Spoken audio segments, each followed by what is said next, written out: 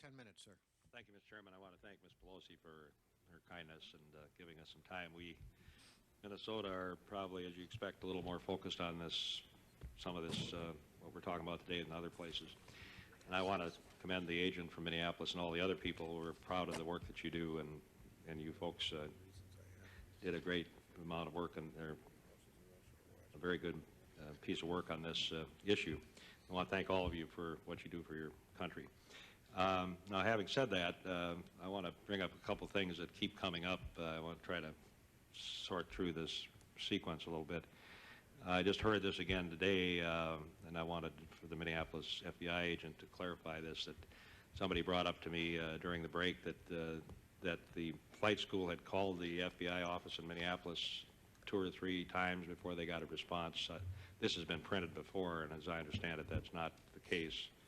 Are you familiar with what happened during that time I am not sequence? at all aware of any prior telephone calls. I've heard that also in the past. We've been unable to confirm that in Minneapolis. So as far as you know, the first call, right? Yes, sir. The first call was August 15th. That happened about 1 o'clock in the afternoon. And immediately following that call, the agent hung up the phone, came into my office, and the intelligence case was opened. Right. And that's, I just wanted to get that on the record. That's as I understood it. Also, in Ms. Hill's statement today, she says that the supervisory agent in Minneapolis told the Joint Inquiry staff that the FBI headquarters had suggested that Moussaoui be put under surveillance, but the Minneapolis office didn't have enough agents to do that. It wasn't too long after this all happened that he was arrested because he was an INS violation, but is that true? Was there a decision made where they couldn't put him under surveillance because there weren't enough people? And well, so that raises a question of how much of a priority this was in some people's minds. That statement is partially true. The decision on whether or not we were going to put Mr. Moussaoui under surveillance rested with me. And I made the decision that he was going to be arrested because we had a violation. The INS was participating as a full member of our Joint Terrorism Task Force. My background in the criminal arena suggests that when a violation occurs and you can stop further or potential criminal activity, you act on that. So that's exactly what I instructed the agents to do. So the if surveillance we had the possibility of arresting him, we were going to arrest him. If we needed to surveil him, we certainly could have instituted a surveillance plan. That was really never an issue. It was not appropriate to do in this case. Now, on this whole issue of trying to get at his theater and his effects, I understand that that initially you were looking for a criminal search warrant. Is that? The initial telephone call I made to the Radical Fundamentalist Unit was to request a notification to the Department of Justice's Office of Intelligence Policy Review to grant us concurrence to walk across the street to the United States Attorney's Office and discuss the possibility of a criminal warrant. That was not to say that we were committed to getting a criminal warrant because, as the FBI headquarters agent has mentioned, the feeling of FBI headquarters was we had not yet reached the threshold of probable cause to obtain a criminal warrant. I don't disagree with that assessment. And when the information came to light that we would be better suited to pursue the FISA warrant because it granted us greater options or a larger number of options in the future, it was very clear that that was the right decision, was to pursue it as a FISA matter. And that's the way we went. And now, there was some concern about that if you went through the criminal process and were turned down, that it would jeopardize your FISA request too, as I understand it. Yes, sir. Now,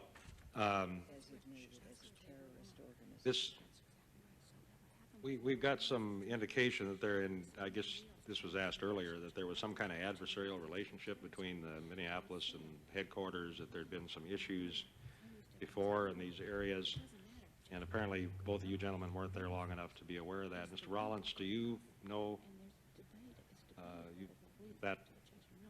would that have been a factor in all of this? And we also have the reprimand that Collin Raleigh talked about. Was there some kind of problem between Minneapolis and headquarters that affected this? Sorry for stepping on your question. No, it absolutely should not have been a factor. If there had been a prior disagreement between the supervisor and my colleague's unit and any agent in Minneapolis, it certainly had not been raised with management within the International Terror Operations Section. prior to that. So I would take it to mean that if there was some issue, it wasn't very significant because nobody brought it to anyone's attention to do anything about it. The second part of your question, I think it's important to understand that you don't want 11,000 agents in the FBI picking up the phone, calling back to CIA or INS or State Department or any other headquarters in Washington with their leads. There's a rational, logical reason why leads come into headquarters. There's a headquarters-to-headquarters dialogue, and the answer goes back out. In this instance, at that time, there was a memorandum of understanding between the FBI and the CIA that is exactly how we would handle inquiries from the field. It's more effective, it's more efficient, and it's the way our counterparts in Washington want it to work. There's also some information that the headquarters didn't think that the people in Minneapolis understood the FISA process, and the people in Minneapolis were very frustrated, I think, in the way this whole, they really were frantic to try to get at this stuff. How are people in the field trained on FISA? Are they only trained at Quantico, or do they get updated by on court decisions and legal changes?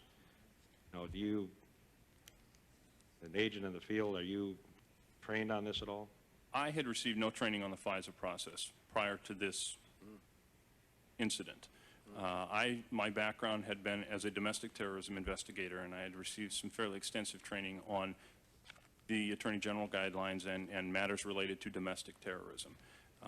FISA problem, or the FISA Act, is not often, if ever, invoked in domestic terrorism matters. So personally, I had not had any. However, there were other agents on my squad, the agent who was assigned as the case agent in this matter, and an agent who was assigned to the parallel criminal case post-September 11th, who had received some in-service training from Quantico, in addition to the on-the-job training and training from the supervisor that preceded me in how to handle the FISA matters. So there was an understanding of the FISA process in Minneapolis by this specific case agent, as evidenced by the fact that this case agent had a couple of prior FISAs and had been through the process before.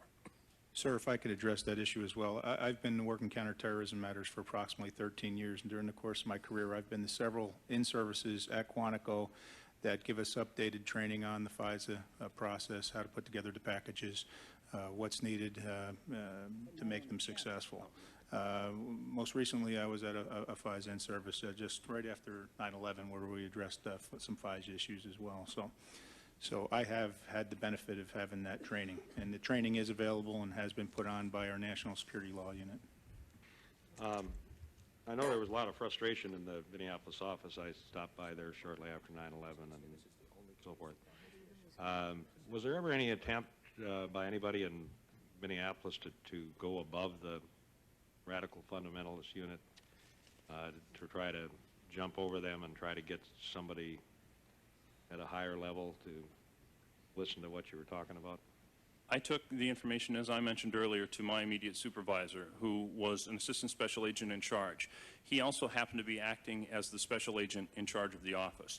So there were some internal concerns or really some demographic things that were happening within the Minneapolis office at the time this matter was underway. We did not have a special agent in charge of the office, so we had an acting special agent in charge acting in his stead, or her stead. We did not have a full-time supervisor on this squad. I was acting as the supervisor in the absence of someone who had recently been promoted. So the networks that are established by those management personnel that are normally in those key positions would definitely have come to play, or could have come to play, had the circumstances been a little bit different. When I took the information up to my assistant special agent in charge, I provided him with a list of the names of the people who were supervising the radical fundamentalist unit, and in fact the people who were supervising the international terrorism operations section. I'm unprepared to speak to you today as to why those telephone calls were not made. I requested that they would be made.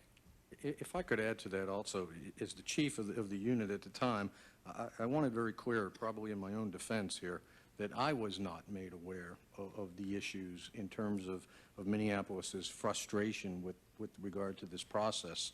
I think that clearly there was some miscommunication. I think some of the frustration was driven by that miscommunication, and obviously in hindsight, I very much would have wanted a phone call, and unfortunately, that did not take place.